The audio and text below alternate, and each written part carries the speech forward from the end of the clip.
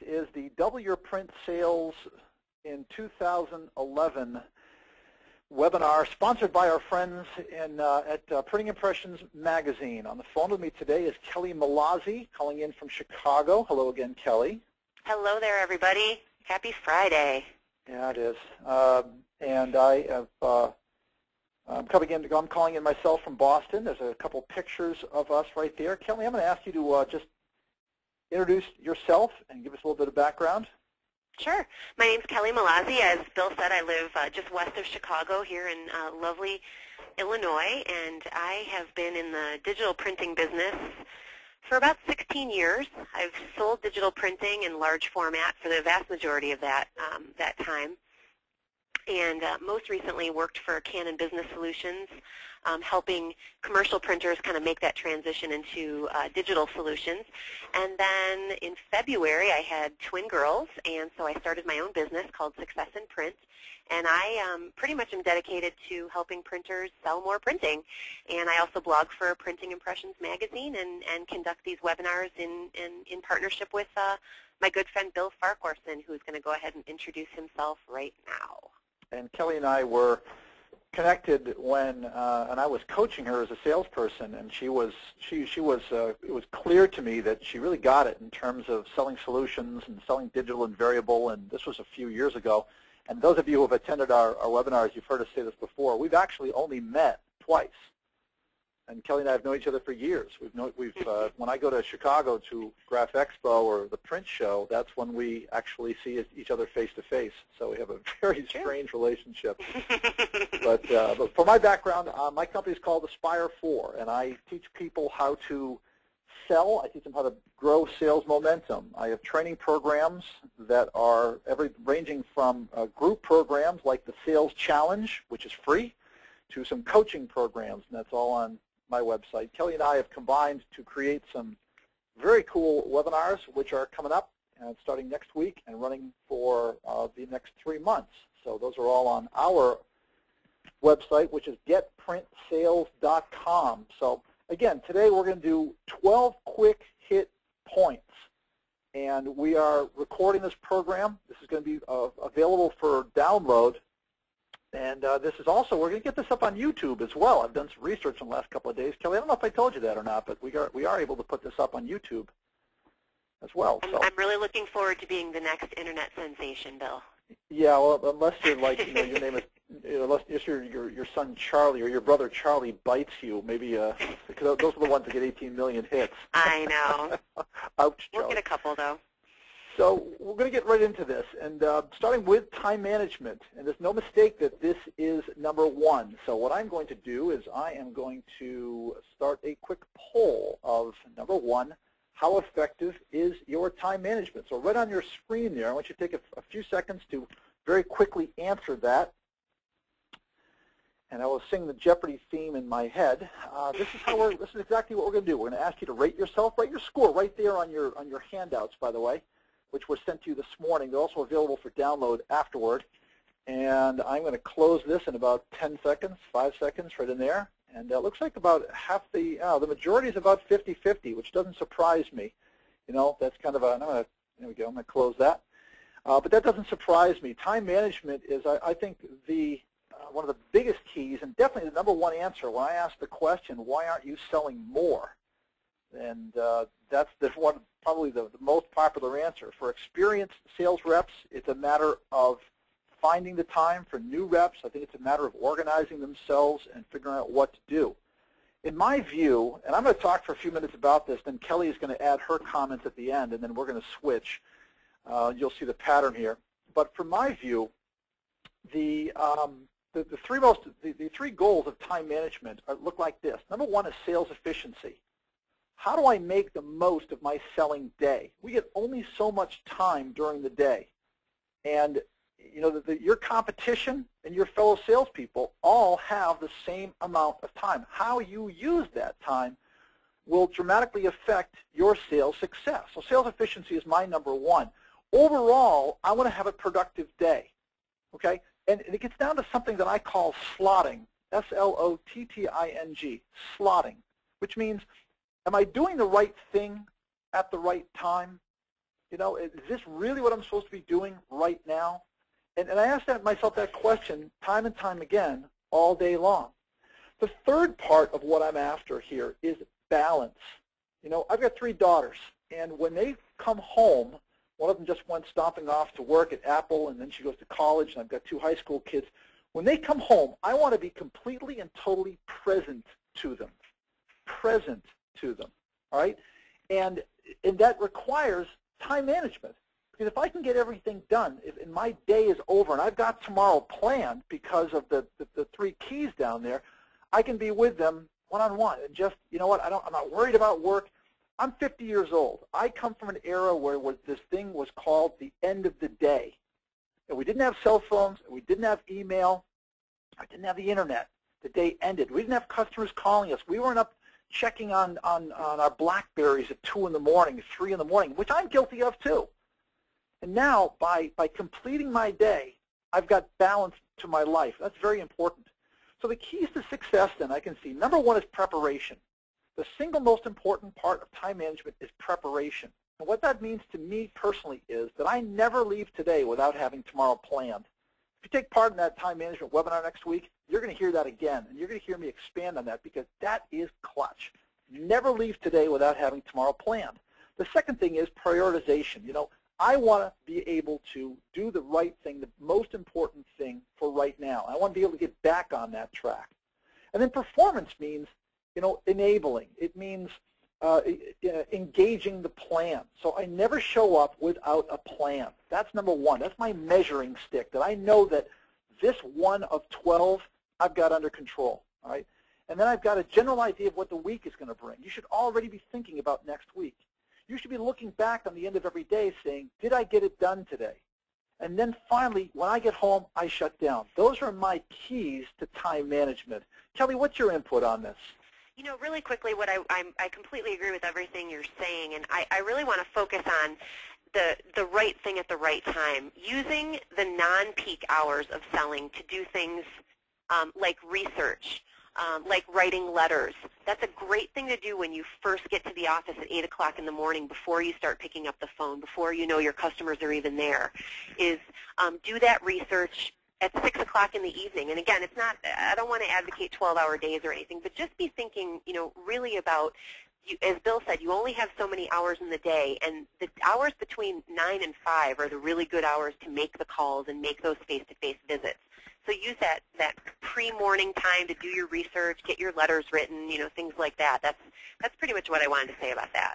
Cool. So the second thing we're going to be talking about today is a plan to grow your business, because obviously that's what this whole webinar is about. So I want you to take a minute and ask yourself, how do I feel about my plan to grow my business? I know what I'm doing, how I'm doing it. Take just a couple of seconds there and give us your answer. Bill's going to close the poll in about 5 seconds and then tell us what the results were.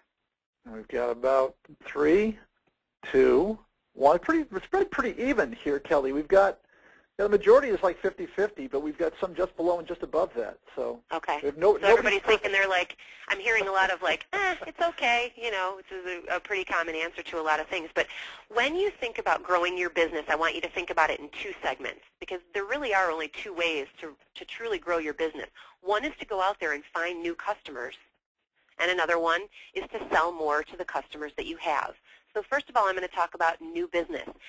You know, it's very, very important to have an executable plan that is something that you can repeat and do week after week after week.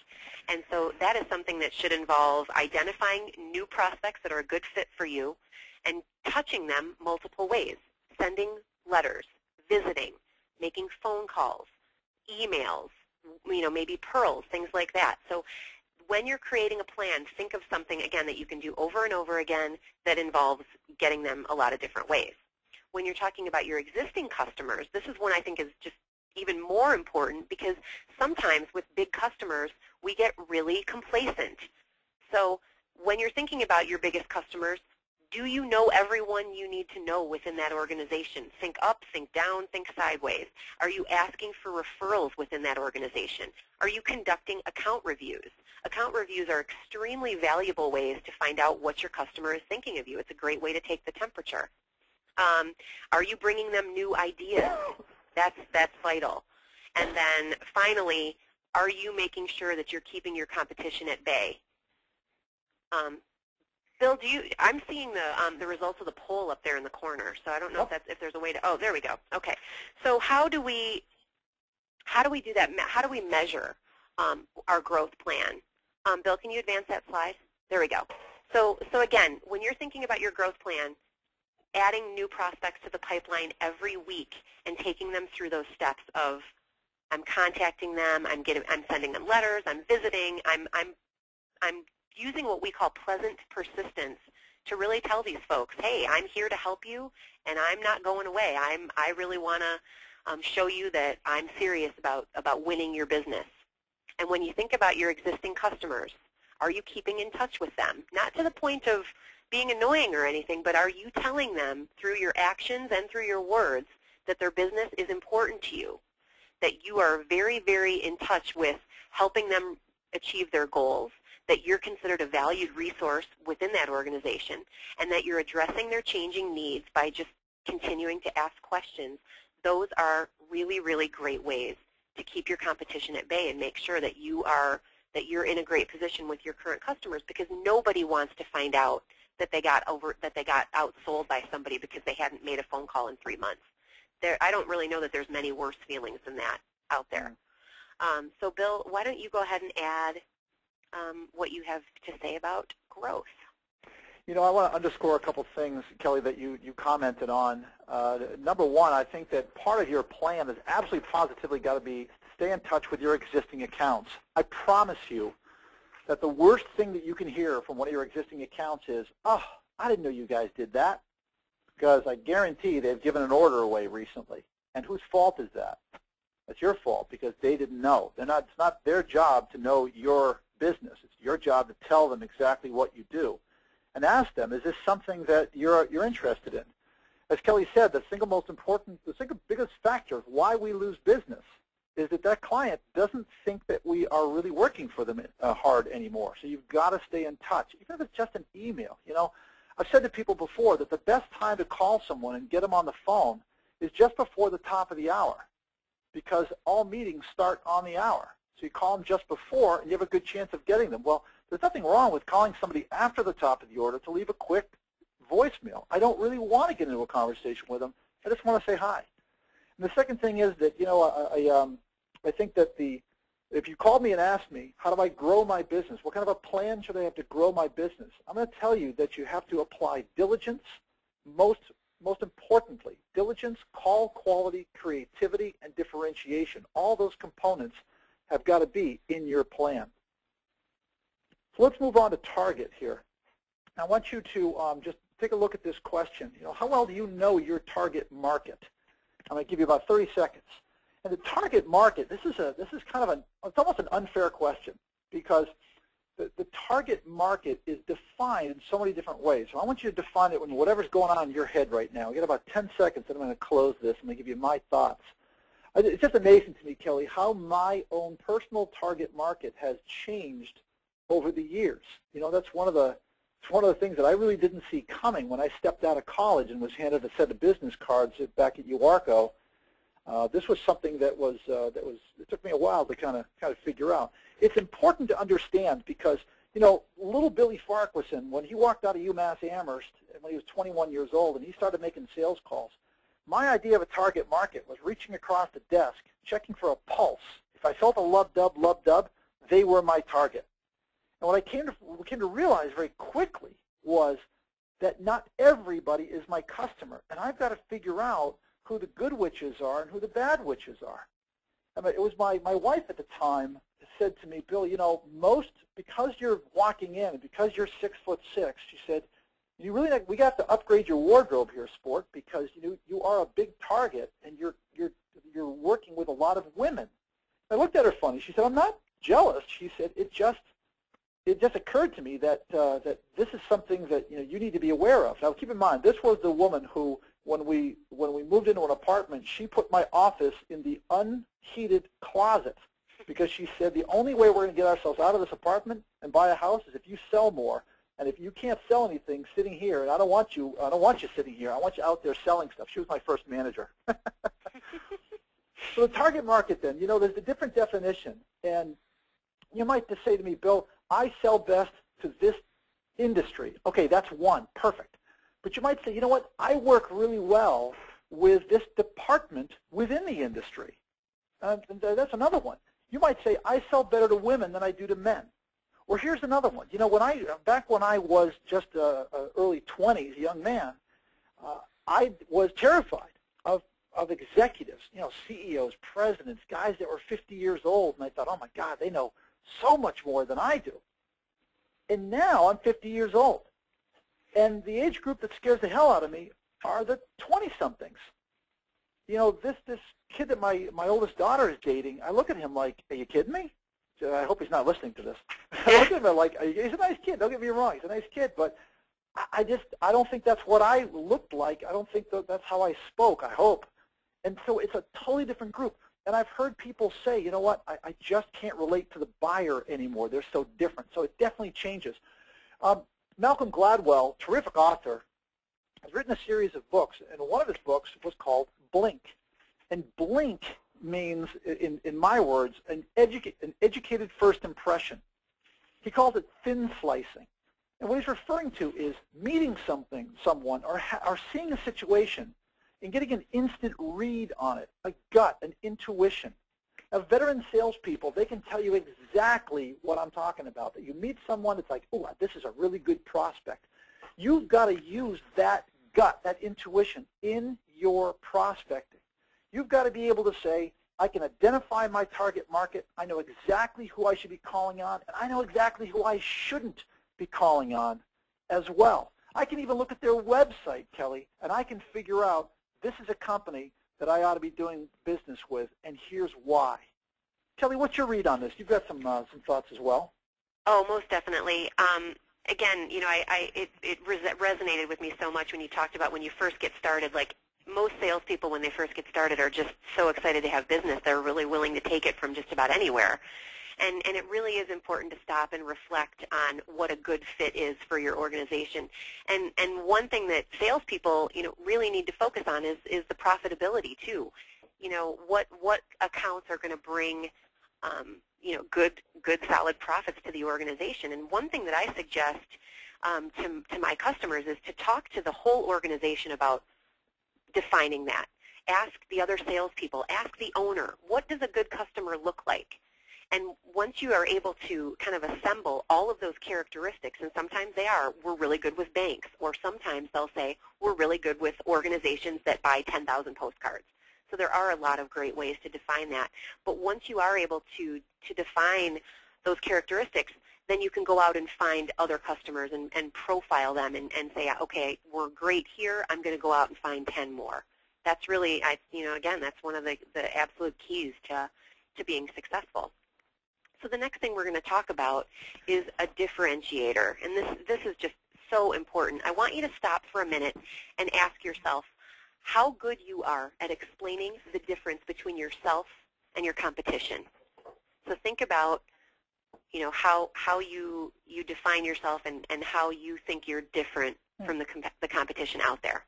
Well, this is interesting, Kelly, because I tell you, most people are rating themselves pretty well at this. Our majority is up in the 7-8 range. Yeah. Well, good. Then I guess we'll call this one a preaching to the choir kind of concept. But what I'm going to say about a differentiator, Bill, do you have like conclusive? Have you closed it? I will now. Okay.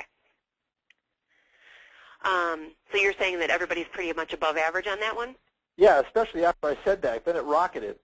Oh, fantastic. I'm sure that didn't have anything to do with it. No, not at all. So you all feel pretty good about that, and that's fantastic. But really the whole point of a differentiator is to be able to have something to say that's different than your competition. And a differentiator can be so many different things. If you're on the cutting edge of technology and you offer all the new web-to-print solutions and pearls and variable data printing, then technology could certainly be considered your differentiator. but sometimes it's going to be more in the services that you offer. Maybe there's something out there. Maybe you print on plastics or leather or something like that that's different than a lot of the other printers in your area. Sometimes it's about the ideas that you bring to the table or being able to solve problems. But what I think is most important about differentiation when you really come down to having a conversation with a prospect or a customer is that you can be the differentiator. You know, if you don't have the technology and you don't have services, and maybe you're a 40-inch shop that does the same thing as 1,000 other printers out there, you yourself can be the differentiator because of what you bring to the table and the things that you offer, the new ideas, the solving problems. Because when you help your prospects and customers to achieve their goals, you will make yourself that much more of a valuable resource. So when you think about, again, assessing your ability to be a differentiator, you can answer the question, why should I buy from you and not the 8 other printers that have called me today? Because we hear a lot of times from people like Margie Dana, who's another blogger with Printing Impressions, that sometimes print buyers can be fielding 10 or 15 phone calls per day from vendors. And and she even said, if I gave each one of them 5 minutes, it would eat up half of my day just talking to vendors. So, back to that concept of thin slicing, you better be able to answer very, very quickly what you bring to the table that the rest of them do not. And again, something we're going to talk about a little bit later in the presentation is that you are a solutions provider. You are a business consultant, not a print sales rep. You have, you're about ideas and you're about solving problems as opposed to, can I talk to the purchasing manager and I'm going to get you the best price per 1,000. So, Bill, what would you like to share with us about differentiation? I think when people answer that question, when I ask them what's your differentiator, I think probably 9 times out of 10 people say my service.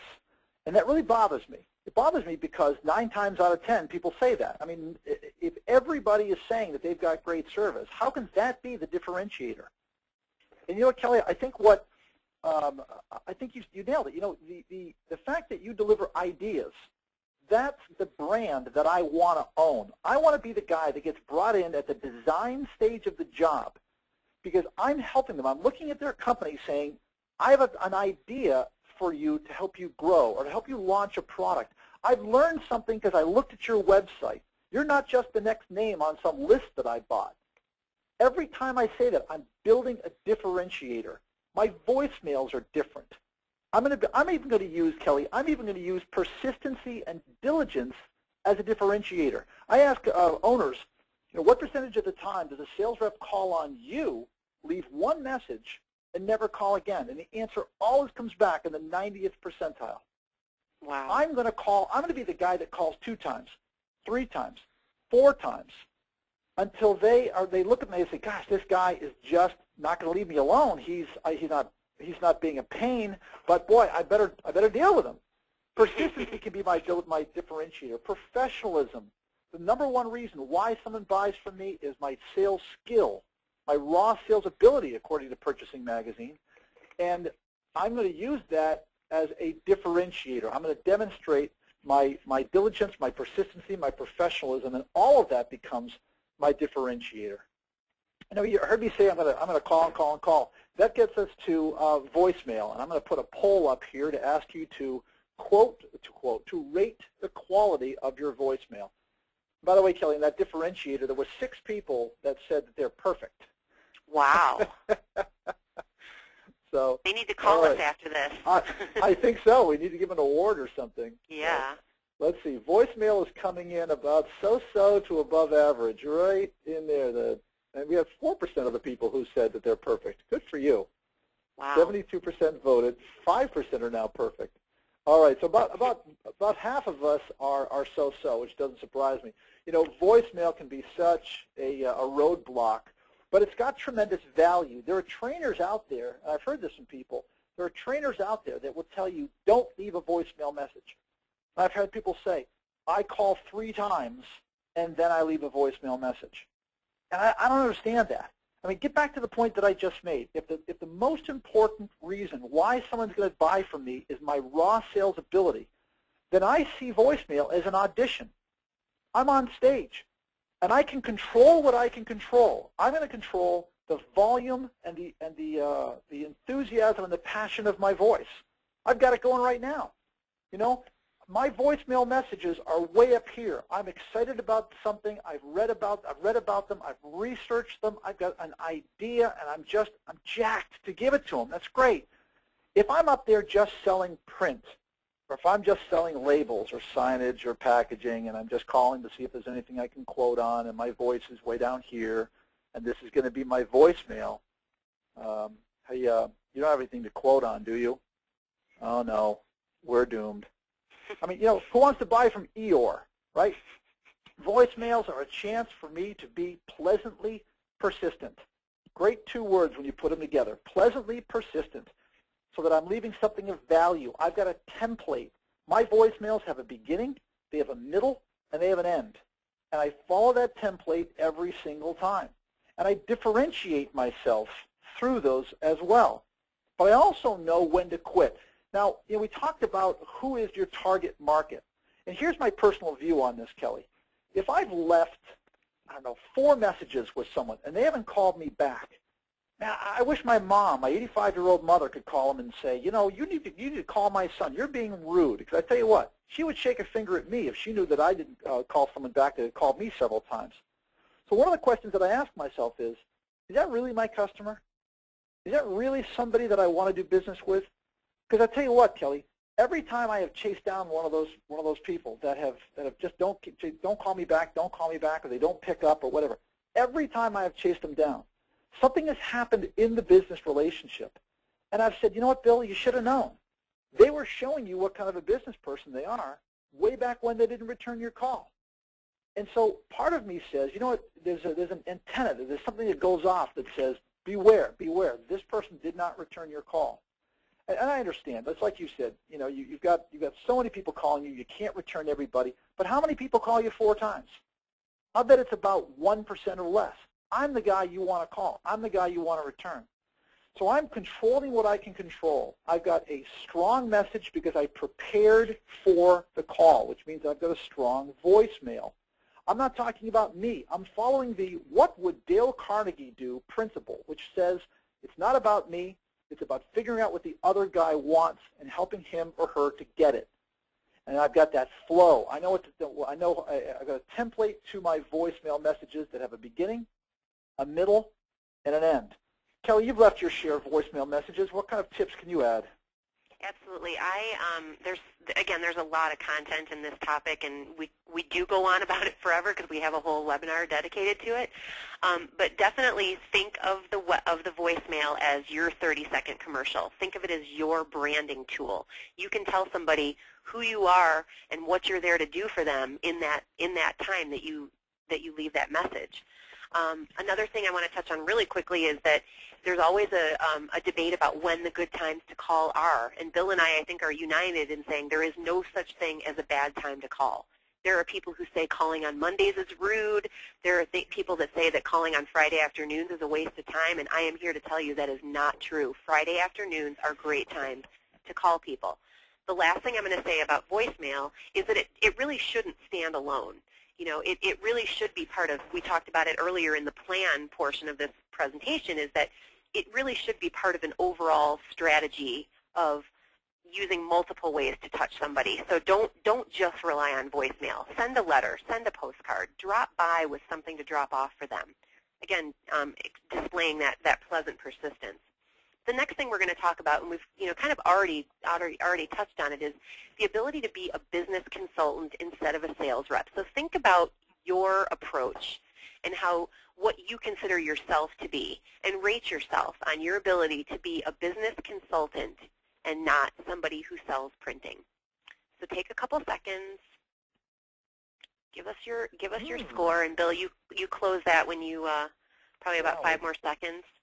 Sure. No, you know what? I think we've got about 8.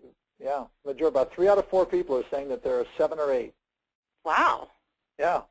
I keep getting all the tough ones then, so I'm going to call this preaching to the choir concept. But and I think what this tells us, Bill, is that this kind of messaging that we have been sending and that lots and lots of other people in the industry have been sending is working, right? Because the bottom line and what you folks already know is that if you sell print, you're almost always going to have to use price as your kind of negotiating point, because there's always going to be somebody out there who will sell it for a little bit less. So if all you're doing is going to a procurement manager and saying, let me quote on your next order, chances are they're going to get 3 bids and award it to the lowest person. So once again, solving problems and helping your prospects reach their goals is going to increase your business, and you are going to be, again, free to charge not whatever you want, but you can certainly consider that to be a value add, and people are much less likely to shop your prices when they know that you are a partner. And if they say, hey, Kelly is always here for me, she is always bringing me new ideas and helping me figure out great ways to do things, it's very, very unlikely that they're going to go out and shop you when that's the circumstance. So again, when we think about how we measure our ability is to be a sales strategist, we know what our prospects' goals are, and we have ideas to help them reach them. Bill mentioned earlier going to a prospect's website. A lot of information is conveyed to you through their website and through the press releases that they issue and their mission statements. Some organizations even put up presentations that they've given.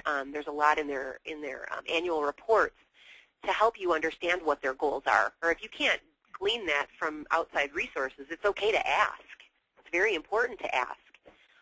So again, I'm all about sharing ideas and asking questions. And one thing that Bill and I say over and over again is you don't have to understand everything about the business of the customer that you're calling on. You don't have to be an expert on hotels or an expert on manufacturing football shoes, but you do have to understand what the common goals are within those organizations, what their specific goals are, and how to be a great asker of questions, being able to know the questions to ask to uncover the needs. And the great thing about that is that sometimes you will uncover needs that the organization didn't even know that they had. And so those, again, all those things accumulate to make you an invaluable resource, somebody that they will come to believe that they need to have around, someone that they rely on. And they don't just view you as a vendor, they view you as a partner. And I don't think you can get in a better position than that today. And I think that all of you already know that. That's why you've rated yourself so high at it. But Bill, what would you like to add? The company that I mentioned earlier, Kelly, that I worked for out of Barrington, Illinois, Uarco, we had a great selling motto. It was solve the problem, earn the order. And I loved that thought. I thought everybody was trained this way because we were the most expensive business forms company in the industry. We had 600 salespeople, and we sold above list price on a routine basis.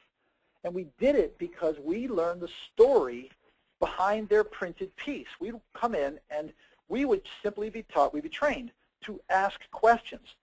It's like you just said, you walk into that situation because and you know a little bit about them. What I do, Kelly, is I reverse engineer the call. So I'm looking at their website, and I'm thinking to myself, how do they grow revenue? Because that's what Dale Carnegie says. Okay, so it's about them. How do I figure out what they're about? How do they grow revenue? And I'll try and figure that out. And from that, I will form my pitch. And then I'm making that call saying, I have some ideas, but I want to ask some questions as well. I don't need to know how to run their business. I don't need to know how to market their products. My job as a sales rep is to know the questions to ask. That is how you own the brand of business growth strategist, sales consultant, that type of thing. And I will tell you one last thing. The hardest consultative sale you ever make is your first one. They get easier and easier after that. Trust me, I'm in sales. Next up is objections. I think this is another big issue that we've got to deal with if we're going to double our sales this year. So let's go. Tell me about your ability to overcome objections, common objections. And you know what they are. Your price is too high. We already have a vendor. You know what? We're not buying anything right now. Why don't you call us back in 6 months? Or we buy under contract. I'm not the right person. That's bought out of a different location. All these common objections. I'm going to give you guys about 5 more seconds. Ooh, this one. People didn't rate themselves too well on this one, Kelly. See, See, you get all the good ones. No fair. I'm going to go ahead and close this. Let's talk about objections, okay? First of all, I do a webinar on this on a regular basis on overcoming objections, and I looked it up. I looked up the phrase in Wikipedia. I think it was Wikipedia. They had a great definition of an objection. They said an objection is a request for more information. And that just framed it for me. You know, an objection is a request for more information. So what do we do, though? When someone says your price is too high, what do? We get all defensive. If someone says we are a vendor, we bail. We fold like a cheap tent. We say, oh, you know what, if I can be your backup, that would be great. Well, you know, that doesn't fly. If it's a request for more information, now when a customer says your price is too high, now what you have to hear is, tell me something that whereas I would buy from you, that goes beyond price. You know, if you hear we already have a vendor, then you've got to hear the objection as give me more information. Tell me something about your company that's different than anybody else. You've got to have that differentiator ready. And you've got to know this is coming. Okay, the price objection is coming. I don't care if you are married to the owner of the business. They are still going to hold you up to that someday. It's coming, and you've got to get ready for it. Objections are like eating at McDonald's. You walk in, you look at the menu. It's the same menu we've had since we were kids. A little bit different ingredients, a little more fattening, a little less appealing, but exactly the same thing. And you've got to know what those objections are. So if you're new to sales, then I suggest you start writing these things down. What are the objections that you're going to hear, and how are you going to overcome each and every one? And take them around. Show them to a sales rep and say, what would you say? What would you say? You've got to have that list ready, and and have those answers ready primarily. Your measuring stick on this, if you think you're ready for this objection, ready for this topic, and you're all set, is to say, it's be able to handle the top two. The two biggest objections we hear. I don't care if you're selling forms, packaging, labels, or if you're a fast signs owner and you're selling signage. The biggest two objections are your price is too high, and we've already got that covered. We already have a vendor. And if you can't walk out and handle those two, then don't walk out. Stay in the office until you can figure those out, because those are two that you're going to hear again and again. Next, I think you have to have a process. Part of that process has got to be understanding the complete objection. You want to make certain that the customer that is giving that objection is being heard. That's critically important. It's coming from the father of 3 girls. Tell me more are 3 words that I use an awful lot in my parenting life. And I think you've got to use that as well when you're trying to overcome an objection. Tell me more. Now, see, Kelly, you got 2 twin girls that are 11 months old. You got to keep me on speed dial. Tell me what. Yeah, what would you very heavily. What would you add to this discussion? Well, you know, I think one of the obvious, although it may not seem as obvious, is that you're being tested when you're being given an objection. The customers are trying to figure out how sharp you are and how badly you want the business. So it's almost like it's a knee-jerk reaction for them to say, we already have a vendor. And they're not lying to you. Everybody has somebody that they use to build, print their business cards or do what they do. But I think, especially more seasoned print buyers are just curious to know what your skills are. And so, again, as Bill said, in Purchasing Magazine says, the #1 way that they rate you is on your raw sales ability. Well, it doesn't get any more raw than this. So being able to have that process, as Bill talked about, and be ready to just absolutely positively know that the objections are coming and know exactly what you're going to say to them is the way to show these folks that you're equal to the task. You're ready to jump right in. So the next thing that we're going to be talking about, it kind of focuses in on target markets, but this is more about generally hot markets. So when you think about knowing what are the businesses specifically that you should be going after, you know what the hot markets are. I want you to rate yourself on your ability to know what types of businesses are great prospects for you. So think about that and give yourself a score. Pretty evenly spread here. But, okay. Yeah, pretty evenly spread from, I'd say the majority is about 50%, Kelly. Okay. So we're kind of right in the middle. Okay. Yep. So, Bill and I do, as he mentioned much earlier, every month we do a presentation on hot markets, and basically what we're doing is identifying what are great companies for printers to call on. So knowing what companies specifically, what vertical markets are worth your time is absolutely vital to growing your business. So what do you want to look for when you think about, if I'm going to target somebody, who should I be targeting?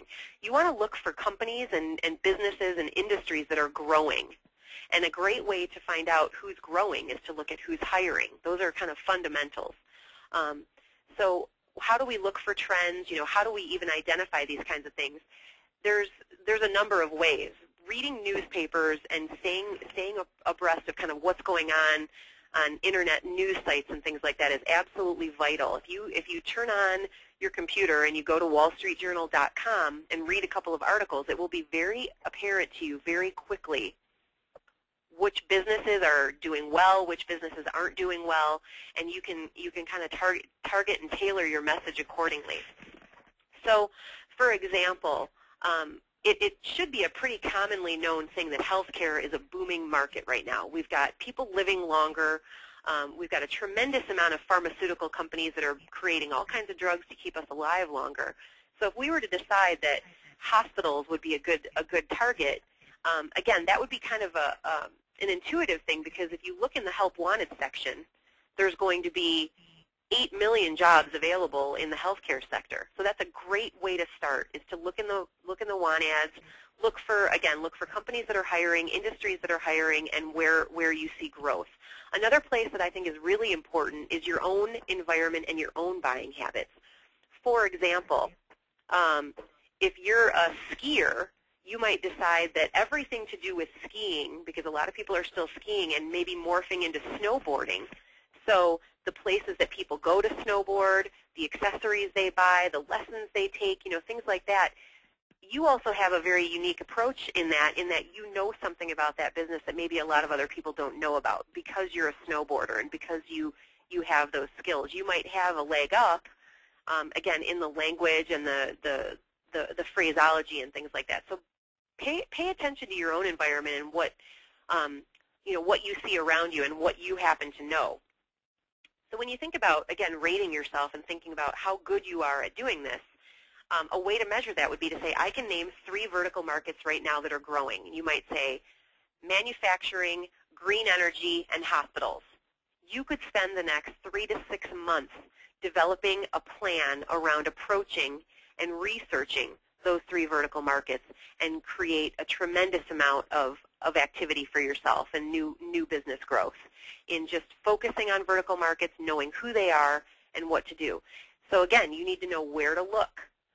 Bill and I, again, we do a whole hour-long webinar on this, learning how to research companies, how to research, again, broader spectrum, how to look for what the trends are. But again, the internet is your friend here. The internet will have a tremendous amount of resources available to you. Bill and I are huge fans of Google, just Googling growing businesses in Boston, Massachusetts, and you can just kind of go from there. And the beautiful thing about that is that no 2 searches are ever going to be the same. You can do a search one day and then another day, and different things are going to pop up. So research really should be something that you're focusing on a pretty regular basis. But Kelly, Bill, what would you like to add? But Kelly, you and I are not looking at any special places. We don't have like magic keys or magic clubs or anything where we find out hot markets before anybody else does. You and I are looking on the internet. You and I are looking, we're Googling it, and then we're following them with Google Alerts, which is a terrific little service. Giga Alerts, it's also called. You and I are reading the Wall Street Journal. You and I are networking. You and I talk about this all the time. It's like they don't have red flags on them, but it's close. If there's an article about a booming industry, all ships rise in a tide. Look at that entire industry sector and figure out, all right, who else is in that industry. So it's an ongoing thing. It's an ongoing search that it never, even if business is good, you still have got to have that search going.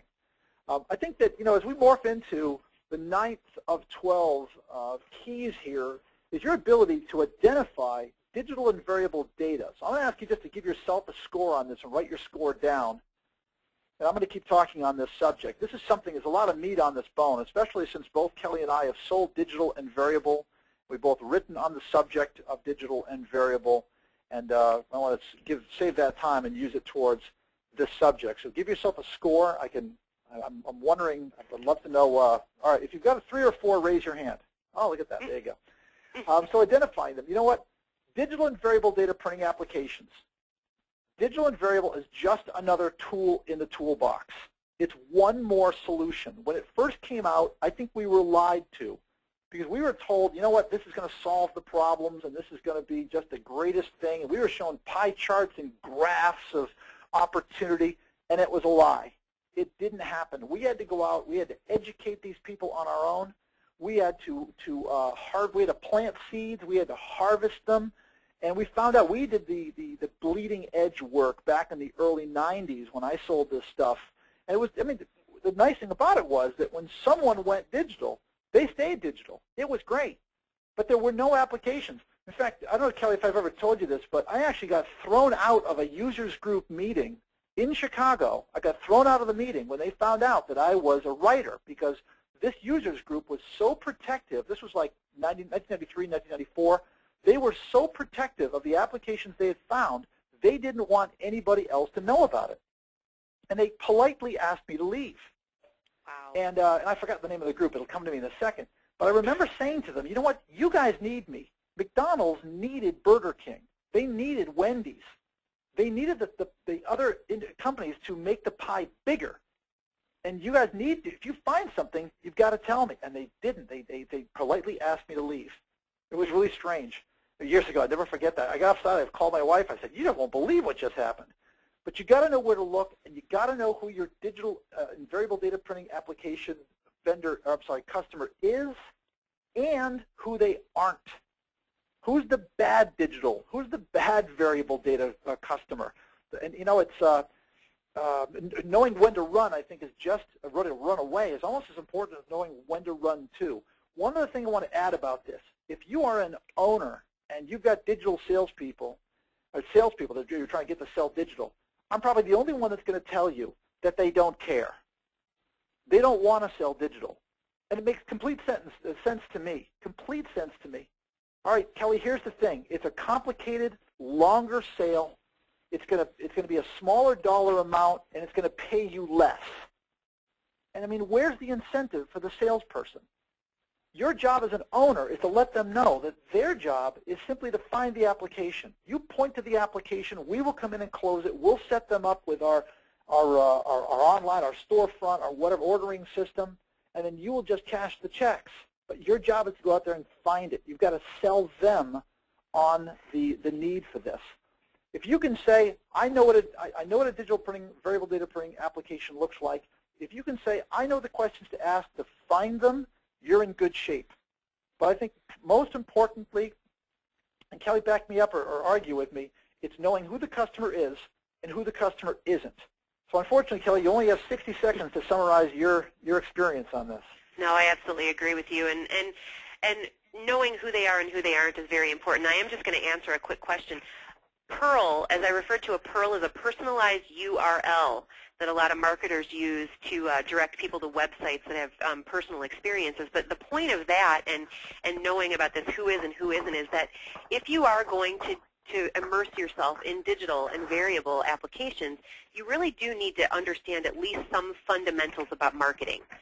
This is not to say you need to go back to college and get a degree, but you know, somebody within your organization you know, should be cluing you in onto some of the fundamentals about marketing, because if you try to go in and talk to a chief marketing officer about your solutions without knowing, you know, again, some of the fundamentals, for example, that a great digital direct marketing piece should have great creative, a great offer, and great timing.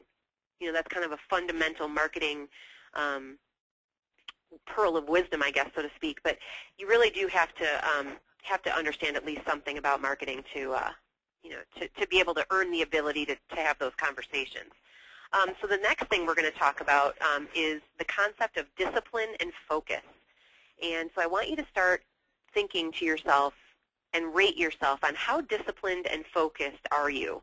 And unfortunately, we've run out of the actual online polls, so I can't begin to hypothesize about what you all think about your discipline and your focus. And I had a really hard time actually talking about this one because it's kind of hard to define what discipline and focus are. It's like I know what it is when I see it. I know what discipline and focus are, but how do I define it? So when you think about discipline, I looked it up on dictionary.com, and it's defined as using control and training to achieve results. So, I mean, I think that's a very powerful statement about, and really when we think about discipline, we think about, keeping our nose to the grindstone, staying really focused on our goals, and really deciding that when we're at work, we are very present. And again, like I said, I keep going back to those words again. I'm focused. Focus is defined as close and narrow attention. So again, when I think about my day starts at 8:30 and it ends at 5:30, I spend the vast majority of that time working on the steps I need to take to achieve my goals. I know that I need to make phone calls. I know that I need to do research. I know that I need to be meeting with people face-to-face, and those are all the kinds of things that I use to assess whether I'm disciplined or focused enough. And it's important to remember that it really does require daily attention and serious commitment, because you can't be half disciplined or half focused. This is not to say that you're going to have good days and bad days. I mean, it is to say that. I actually wrote a whole blog on what to do when you lose your sales mojo. There are times when you might show up to work and just feel like, I can't do it today. Decide to give yourself the gift of a library day where you're going to decide that you're just going to spend the day researching. But just know that if you don't have it in you to make the calls and you don't have it in you to go and make the visits, that you make the most of that time in some other way. Because at the end of the day, what we're really talking about is you have to be able to know what to do to achieve the goals that you have set for yourself. And again, this is no secret.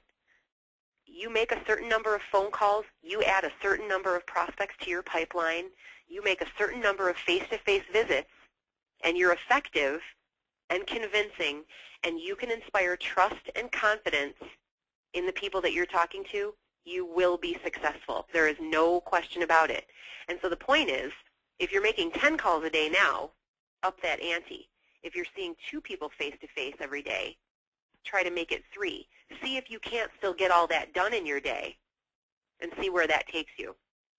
So when you think about measuring how successful you are at being disciplined and being focused, this is what I think about. At work, I do not allow distractions to take my attention away. I work from home now, and so does Bill, so we have a whole different set of things that can distract us and take away from our discipline and our focus. Mine are called 11-month-old twins. Bill has like teenagers and cats, and I don't know, he likes to play golf, he's got a motorcycle, he's got them in spades, but for me it's about when I was in a work environment, it was real easy to walk over to another cube and have a conversation or go up and talk to the customer service rep. A lot of time got burned. So it's not to say you have to sever all of your relationships with those folks you work with, but try to keep your eye on the ball. And again, one thing that Bill taught me that I use all the time now is I begin with the end in mind. I know that my goal is what it is, and I'm going to do everything in my power to stay focused on that goal and know that if I keep it in mind, I know how to get there, I know what my goal is, and again, I know how to get there. So that is what I have to say about discipline and focus. Bill, what would you like to add? Well, I got to add that not only do I have a motorcycle, I also have ADD. So when I think about discipline and focus here, Kelly, my own program, I guess, in order to be successful and stay disciplined and stay focused is I need motivation. And motivation can be a carrot or a stick. I need a plan for sure. I got to start with a plan. I need a target. I need goals. I need organization. It's critical. Or I'm doing a time management workshop right now. It's a beta program, and the first thing I'm having my 10 beta guinea pigs do is to physically organize their office. The discipline part comes in when I get knocked off track. I wrote that down. I also said, I need the right working environment. And the last thing I need, Kelly, is this, accountability, something that as your girls get older, you will understand as well. And it's funny, you and I have talked about this before, that, and by the way, please rate yourself on this. Write a note, write a number down there in the bottom and see how good you are at accountability. But it's kind of funny. I will hear myself talk to my girls, and I will hear myself talk to my customers, and I'm saying almost the same thing. It's very funny that managing salespeople and parenting children have a lot in common. And a lot of what, comes down to this, accountability. Nothing happens around my house without accountability. It's not, if I say to the kids, get this done, it doesn't get done. If I say get it done by 5 or you're not going out, it gets done. It's amazing, right? It's the same type of thing when we were kids, and our parents were telling us, this gets done or else. Of course, now I'm saying, or else you don't get to drive the car that I provided for you, but that wasn't something that was a part of my childhood. But the accountability, how much accountability is in your sales day right now? And if it's lacking, I mentioned earlier, I need goals. I'm a very goals-driven person. And my former partner in Aspire 4 and before that, Printech, was a gentleman by the name of Len Peterson. And Len's just an absolutely amazing guy. He's in his early 70s right now, and his health is failing, and I'm really kind of dying inside over this. But Len left me some great lessons. And one of the things he used to say to me was, he'd say, Bill, where do you want to be in 6 months? Where do you want to be? Picture it. And then figure out what you need to do in order to get there. And that was great thinking for me, because I'd set that goal. It was beginning with the end in mind. It was the Stephen Covey thing, But then I made sure that my goals weren't, I want to sell $1 million. Because every time I coach someone who makes a statement like that, as soon as they reach $1 million, it's over.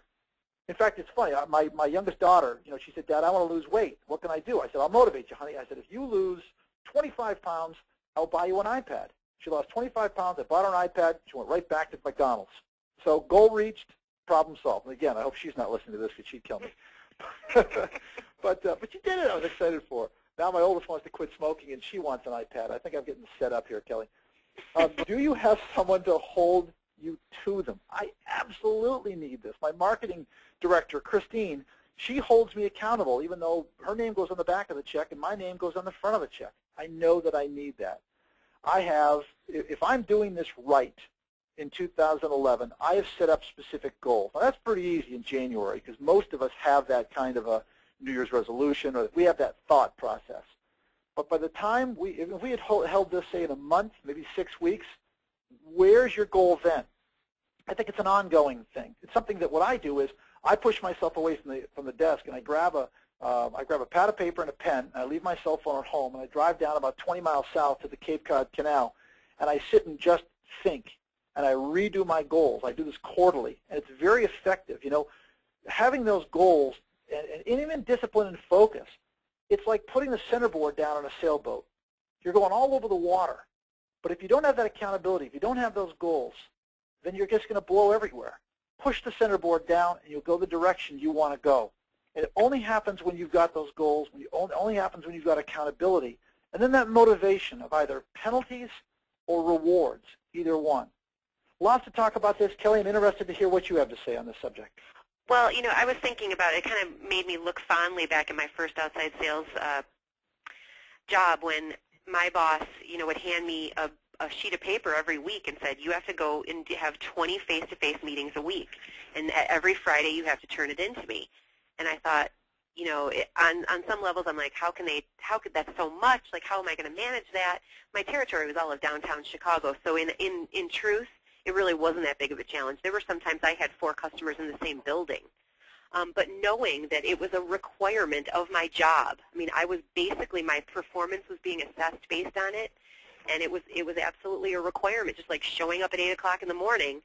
I had to every Friday submit that I went to these 20 places, and this was the meetings that I had, and it was absolutely, I think, vital to a new salesperson starting out.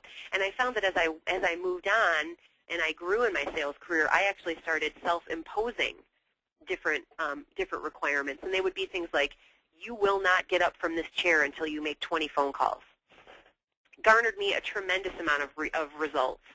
And back then it was a little harder to, you really did have to write it down on a piece of paper and turn it into somebody. But then once CRM became a bigger part of the picture, I've worked with Salesforce, I've worked with Goldmine, I've worked with Microsoft's, their offering, and CRM is just an absolutely vital tool to being able to have somebody be accountable. So even if you don't have a boss that you're being held accountable to, you've got that tool that's showing you in black and white right on the screen, this is where you went, this is what you did. So I can't say enough about that.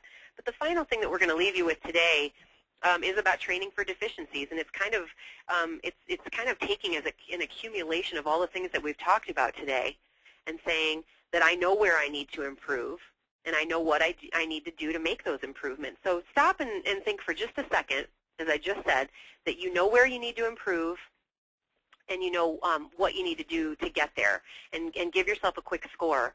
And we can kind of tell by the results that we got from the first 8 of those. We kind of got some really interesting information from you all on how you view yourselves. But again, what we want to encourage you to do is use this information that we've just given you and decide that you're going to pay attention to any area that you didn't give yourself an 8 or above. Any area where you said, it's so-so, this is where we want you to pay attention and where we want you to get yourself some help and decide that whether it's within your organization or whether it's with us or whether it's with a book or go to the library, whatever you need to do, take some action to help yourself improve that situation. Because one thing that a colleague of mine when I worked at Canon said, and she would say this to her prospects in commercial printing, would be, if you keep doing what you're doing, you'll keep getting what you're getting. So if you're just so-so at a certain thing, there isn't any reason to believe that without some effort and without some help, things are going to pretty much stay the same in that situation. You're not going to automatically get better at leaving voicemails unless you work at it. It's the same thing with deciding that you're going to run a marathon. You don't just get up one day and decide to run a marathon. You train for it, and you get help, and you get the right equipment, and you buy shoes, and you maybe watch a video, or whatever way works for you to learn, whatever tools you need. We're just encouraging you to go out and get it. So again, as the final kind of the final words about that is that for all of the 11 questions that you just asked, you know what to do to raise your score, and you know just what resources and tools are available. And as I mentioned, there are probably some good resources within your own organizations that you just haven't tapped into. Maybe it's a pre-press guy that knows something that could help you, or maybe it's the owner of your company, and he's just waiting for you to go and ask him some questions about what he thinks the target markets are. So just kind of keep all of that in mind and just decide that you are poised with a really, really outstanding opportunity here to make some changes in your career. I mean, I think that's why you're here. I think that's why you're listening to us today, is you want to do something different. And I personally congratulate you on that and say it's great to have the self-awareness to know that things could be better. So we're here to help you with that. There's again, immeasurable resources out there to help you. So Bill, what would you like to say kind of in closing about training for deficiencies? I want to tell you about a guy that I knew a long time ago. His name is Art Tweedy. It's a name you don't forget. And I remember this was one of the very first speeches I ever gave. This is probably 1992, 1993. And it was a company that was on Soldiers Field Road in Boston, Data Forms, I think it was. And I was talking about digital printing, right? I'm nervous as hell. And I'd known Art. Art was a friend of my brother's. He used to work at Uarco, extremely successful. He was a forms distributor, print broker, and he just made a fortune. He made a ton of money, right? There he is in the front row of my seminar. And I'm shocked because here's a guy who was already successful. And he's sitting there taking notes, and there's guys in the back that are like, have their sunglasses on, they're not paying any attention, they're joking with each other. And here's Art Tweedy in the front. I remember going up to him after, and I said, what are you doing here? And he said, you know what? He said, I'm always learning. I'm always training. And in our words, training for deficiencies. What was it, I think it was 1993, the president of R.R. Donnelley came out and said, in 10 years, 70% of our 70% of our business will come from accounts that we don't currently have, selling products that we don't currently offer. And stuff like that just stuck with me. There's a whole series of things then. There's 12, there's probably another 12 that we could have listed at 5 minutes at a time, talking about what it's going to take for you to grow in 2011 and beyond. It's fundamental, gang. It's about diligence. It's about call quality. It's about growing. It's about reorganizing. And there's a lot of different resources out there. I encourage you to read How to Win Friends and Influence People, or The 4 Agreements by Don Miguel Ruiz. Check out your local affiliate, your franchisor, your vendors. Push back on the vendors. Hey, what can you guys do to help us? When I talk to the people that work at Xerox, for example, they say, you know, we don't get a lot of phone calls from people looking for the information that we've got on how to help them grow their business. The PIA, the affiliates are fantastic. Look to, obviously, Printing Impressions magazine, great resource, great website. And this might be something that you do on a Saturday morning once a month. You know, if you are being outsold by someone, one of the reasons is that that other someone is doing the work that you're not doing. And this is one of those deals. So I would definitely like to thank you for chiming in and bearing with us for this hour and 10 minutes. This material was recorded. It will be offered later on this afternoon. I will have it up on the Get Print Sales website. I'll back up one. Oop, there it is. Get Print Sales website. And that will be available free of charge for download. We're also going to make a white paper out of this, including the results and the polling results of the first 8 that we did. Kelly, I want to thank you for an outstanding job, and I will let you wrap us up today. Well, thank you, Bill. You, as always, were excellent. And I just really want to thank everyone for taking the time to join us today, and enjoy your weekend. And obviously, if there's any questions or anything that Bill or I can do for you, please feel free to reach out to us at any time. Thank you very much again, and have a great weekend.